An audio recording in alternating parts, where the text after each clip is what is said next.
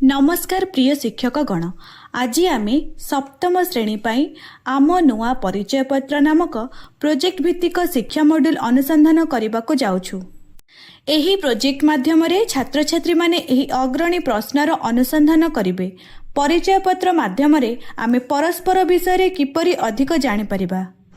छात्र छात्री माने एही प्रोजेक्ट को करिबा पाई 4 दिन धरी प्रतिदिन स्कूल रे 40 मिनिट एवं स्कूल शेष हेबा परे 15 मिनिट समय व्यतीत करिवे।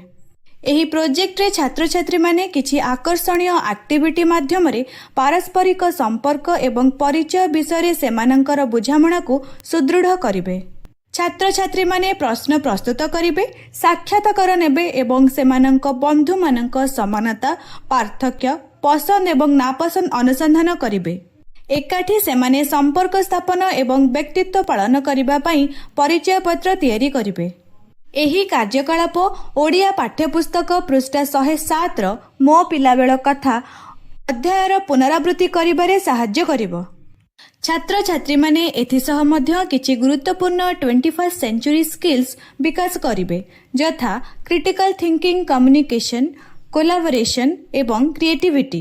एही प्रोजेक्ट करिबा पई आपण माननको निम्नलिखित सामग्री आवश्यक हेबो। कागज एवं कलम बा पेंसिल एवं छात्र छात्री माननको देखेबा पई कोनोसी प्रकारर परिचय पत्र, यथा आधार कार्ड, ड्राइविंग लाइसेंस किंबा शिक्षक परिचय पत्र।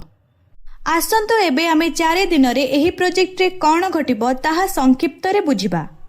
प्रथम दिन रे छात्र छात्री माने सेमानंकर अनन्य परिचय को आलोकपात करी रुचि, गुण, पसंद, नापसंद, आकांक्षा एवं संप्रदाय को लक्ष्य करी मु किए एही प्रश्न उपरे व्यक्तिगत भावरे प्रतिफलित करिवे। शिक्षक शिक्षयित्री व्यक्तिगत विवरणी, अनन्य वैशिष्ट्य एवं फोटो किंबा ड्राइंग परी एक सृजनशील स्पर्श सहित व्यक्तित्व प्रदर्शन करुथिबा परिचय पत्र तैयारी करिबा पई शिक्षार्थी माननकु कहिवे। 4 जणिया दल रे छात्र छात्री माने ओडिया पाठ्यपुस्तकर मो पिलाबेल कथा अध्यायर संक्षेप करिवे, जेउथिरे देश प्रेम, स्वाधीनता संग्रामी प्रभाव एवं स्वाधीनता संग्रामर भावप्रवण प्रभाव भली विषय वस्तु उपरे आलोचना कराजिबो। शेषरे छात्र छात्री माने एही अध्याय विषय सेमानकर बुझावणा आधार रे स्वाधीन भावरे लेखिका रमादेवी पई एक परिचय पत्र तैयारी करिवे। द्वितीय दिन रे छात्र छात्री माने रमादेवी परिचय पत्र शेयर करिवे, परिचय उपरे प्रतिफलन करिवे एवं परिचय पत्रर उद्देश्य विषय आलोचना करिवे। सेमाने बंधु मानक विषय जानिबा पई प्रश्न गुडी को विचार विमर्श करिवे एवं प्रवेश पास, सफलता ट्रैकर किंबा परिचय पत्रर अन्य गुणगुड़ी को हाइलाइट करिबा भली प्रक्रिया अनुसंधान करिवे। दलरे छात्र छात्री माने परिचय पत्रर विवरणी चूड़ांत करिवे एवं प्रश्न प्रस्तुत करिबा अभ्यास करिवे। एही पोस्ट रे छात्र छात्री माने परस्परक प्रश्नर समीक्षा एवं आलोचना करिवे एवं सेमानंकर प्रश्न गुडी को उन्नत करिवे। छात्र छात्री माने जोड़ी होई बसी फ्रेम होइथिबा प्रश्नर उद्देश्य, वर्ग एवं व्याकरण विषय आलोचना करिवे। दिनर शेष सुधा छात्र छात्री माने एक परिचय पत्र ढांचा डिजाइन करिवे एवं उद्देश्यमूलक व्याकरणगत भावरे सठिक प्रश्न प्रस्तुत करिबा शिखिबे। तृतीय दिन रे छात्र छात्री माने सहपाठीक साक्षात्कार नेबे, तथ्य विश्लेषण करिवे और समस्त दल सदस्य मानक पाई परिचय पत्र तैयारी करिवे। एहा सह सक्रिय भावरे सुनिबा, नम्र भावरे जोगाजोग करिबा तथा संचरित नोट नेबा अभ्यास करिवे। छात्र छात्री माने संगृहीत तथ्य को दल रे विश्लेषण करिवे एवं निज दल मध्यरे थिबा समानता, पार्थक्य एवं समान रुचि, आकांक्षा किंबा परंपरा भली धारा चिन्हट करिबा पई एक सारणी व्यवहार करिवे।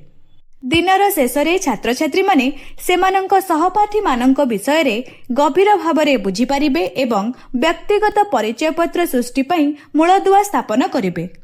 चतुर्थ दिन रे छात्र छात्री माने सेमानंकर अभिज्ञता को प्रतिफलित करी परिचय पत्र तैयारी करिवे एवं उपस्थापना करिवे।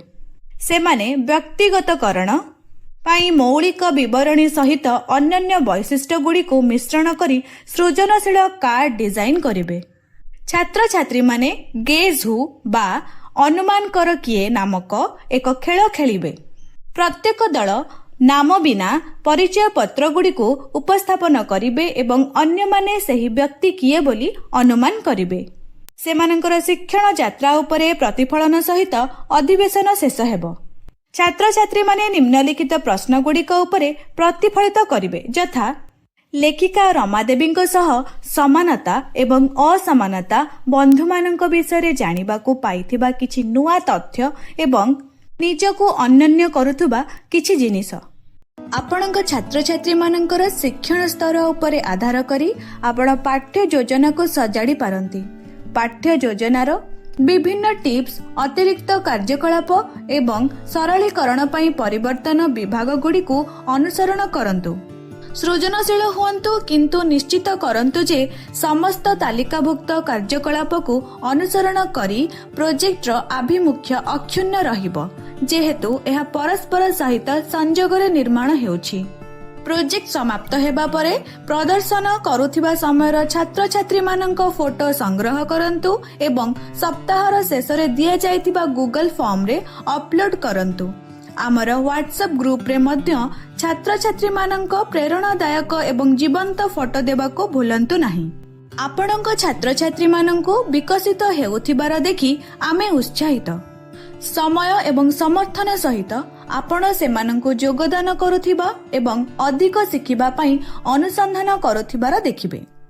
PBLର ଏକ ଅଂଶ ହେବା ପାଇଁ ଧନ୍ୟବାଦ। ପରବର୍ତ୍ତୀ ସମୟରେ ଦେଖାହେବ।